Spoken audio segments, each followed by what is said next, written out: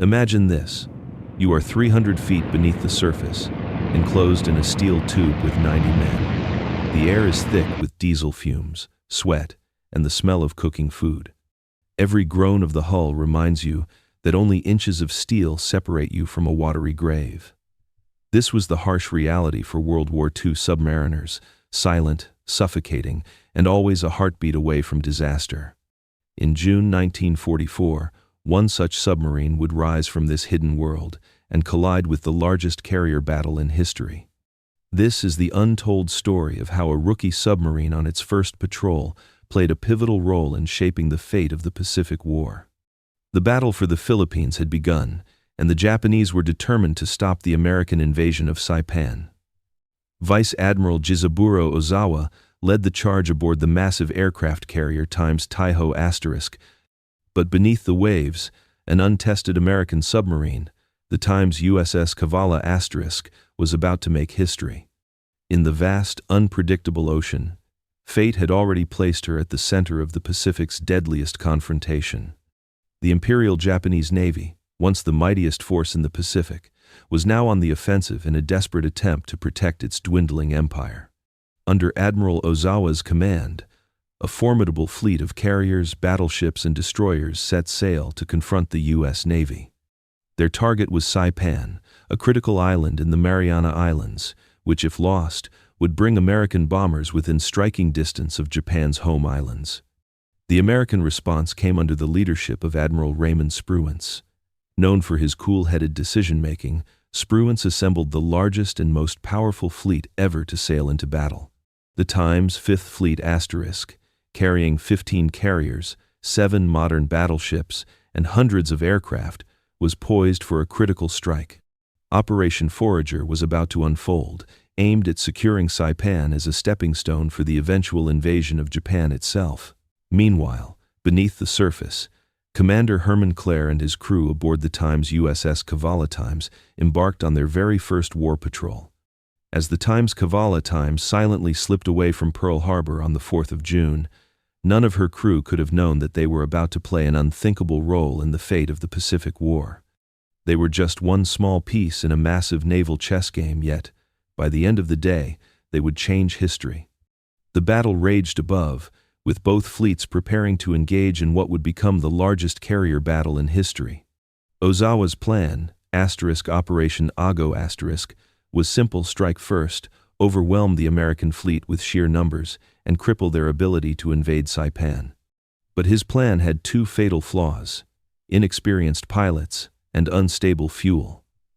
The once invincible Japanese airmen had been decimated in previous battles, leaving behind a group of untested young pilots. Worse still, Japan's fuel supplies were so stretched that they were forced to use Times Tawitoi crude *, a dangerous and unstable oil, which made their ships and planes prone to breakdowns and explosions. As both fleets neared the Philippines, tension built to a fever pitch. The Times USS Kavala *, having received orders to patrol a designated sector, slowly crept forward in the vast Pacific. A mix of seasoned veterans and nervous rookies, the crew prepared for their first real taste of combat. The submarine's mission was simple: report any enemy movements and await orders. What they didn't know was that fate had placed them directly in the path of history. The mighty Times Shokaku *, a veteran carrier that had once launched the attack on Pearl Harbor, was sailing directly into their sights. The crew of the Times Kavala would soon find themselves facing a crucial decision. Should they engage the Japanese fleet head-on, risking everything for a shot at glory, or remain hidden, waiting for the right moment to strike? As the Times USS Kavala silently tracked the Japanese fleet, Commander Clare knew that his crew's survival depended on a single, critical decision. In the distance, he saw the looming silhouette of Times Shokaku *, flanked by her escorts. The moment had arrived. The Times Kavala had a clear shot at history, yet a destroyer, the Times Urakaze *, was dangerously close, patrolling the waters and threatening to expose their position. Clare made a calculated decision.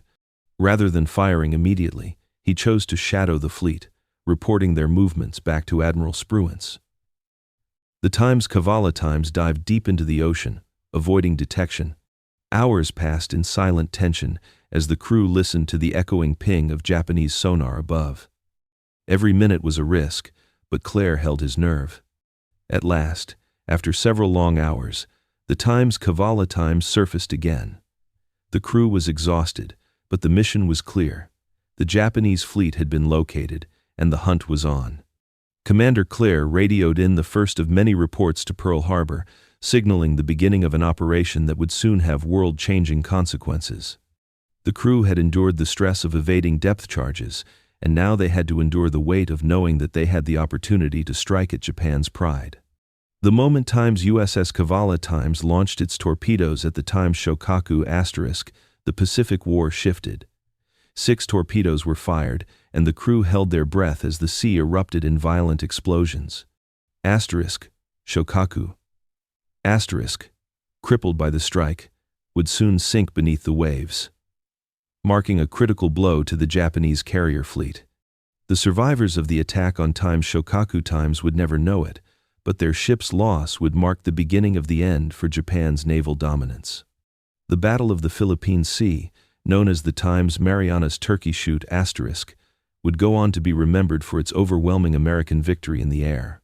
But beneath the surface, the silent warriors of the Times USS Kavala Times had delivered the decisive blow that crippled the heart of Japan's fleet. For Commander Claire and his crew, the battle wasn't over. They had faced relentless depth charges and near-certain death beneath the waves. Yet, their success was not just in sinking a carrier, it was in their ability to remain undetected, to be the unseen hand that delivered the fatal blow.